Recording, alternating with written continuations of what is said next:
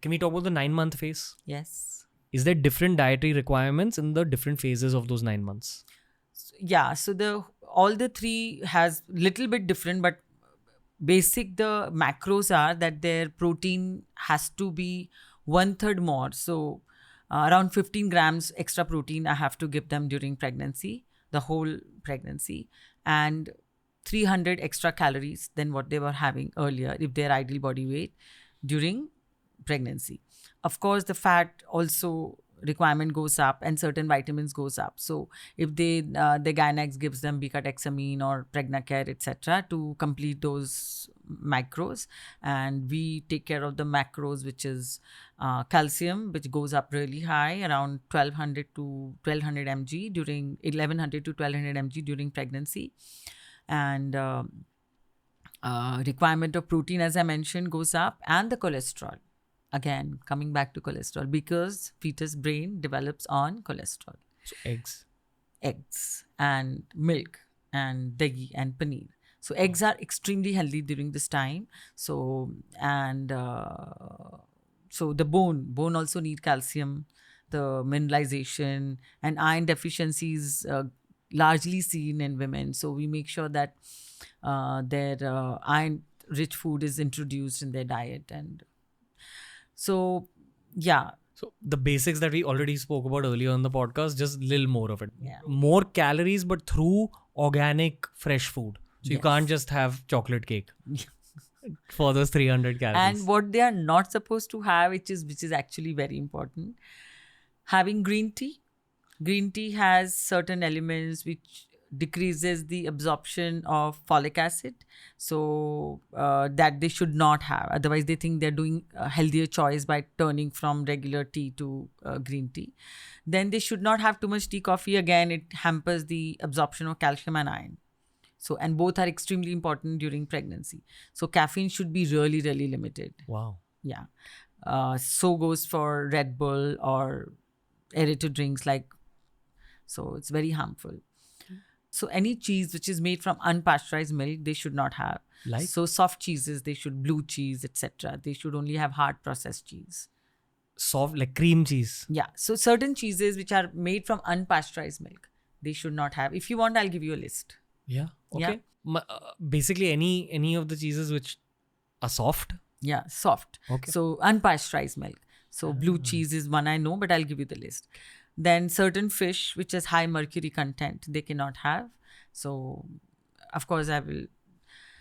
And tea, coffee I mentioned. Of course, all alcohol and cigarette smoking, to of course absolutely not to be touched.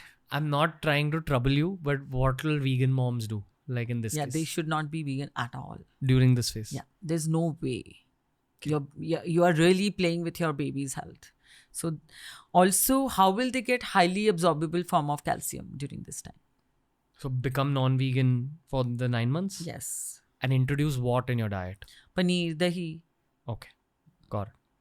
Very, very important for them to know that it's not that it's not going to be done, it's going to be done, but then you are playing not only with your health, but you also your baby's health, because you are also at the risk of osteoporosis, your bone mass will go low, bones may become osteoporotic at an older age. And so whatever the baby does not get, it is drawn from the mother's body. That is the problem. So, yeah. This is why men have it much more simpler than women. Yeah. Women have the responsibility of creating another life. Yeah. Also, excess amount of weight gain, which is detrimental to mother and the baby's health, because overweight decreases the amount of nutrition which goes to the baby through placenta. So that is another problem. So they need to make sure as a nutritionist, my aim is to make sure the mothers don't gain more than 10 kgs for sure. We try to totally during the pregnancy, 8 to 10 kgs. But the baby is more than 3 kgs. More than 3 kgs is fantastic for the fetus when the baby is born. So 95% of babies are 3 kgs plus if they have crossed the full term. When you're writing a diet for a pregnant mom, are you keeping that baby in your head? You're writing a diet for 2 people? Yeah. You know? I only think about the baby and mother at that time, that make sure that the baby's brain development is great, because imagine if the brain is not developed, so we need not only the cholesterol rich food, also B12, D3, everything has to be normal and enough amount of protein. So everything, the omega is also very important at the same time. So I have to think about many things. Then we had a woman coming who was pregnant with twins at, I think, 3rd or 4th month, and her gynecologist told us that she can't gain a single kg of weight because she was already 92 kilos. He said ki I'm really scared about her nutrition, which is going to a baby. And believe me, both the babies were normal when they were born, and mother's weight did not cross 94. That means it's not necessary. So we had another case, was another lady who came at 88 kilos, and by the time she delivered 3+ kgs, and her weight was 90. Wow. So we have cases like these where we have a restriction on mothers cannot gain weight, the baby has to be healthy. So we do that. We also have gestational diabetes, which is so difficult for us to handle. So with my daughter, who's a diabetologist, also Dr. Juhi, so we both handle cases like that where the mother is diabetic at the same time pregnant. So we have to make sure she doesn't gain too much weight, because that opens her up to one disease which doctors don't like, which is preeclampsia, which is not liked by the doctors. So we make sure that the weight gain is not much and the sugar levels don't go high. Otherwise, the risk of having bigger size baby is also there. So complex. Yeah, it's complex, but it's it's very challenging, but we love it. What are the most common mistakes that pregnant women do from a diet perspective? So they all think that they're eating for two, and they all indulge. Junk food. Yeah. So another mistake I've seen mothers doing is eating street food. So that is actually very, very dangerous. So, another mistake the pregnant women make is having raw food. So raw moong. Okay, uncooked moong can actually have, people are fond of, mujhe to moong ka salad khana hai, can have a bacteria called listeria, which can cause listeriosis, which can actually give a lot of problems to the baby, which is stillbirth and paralysis and many, many things. I don't want to talk about it. And same goes for the street food, because you don't know how hygienically they are cooked.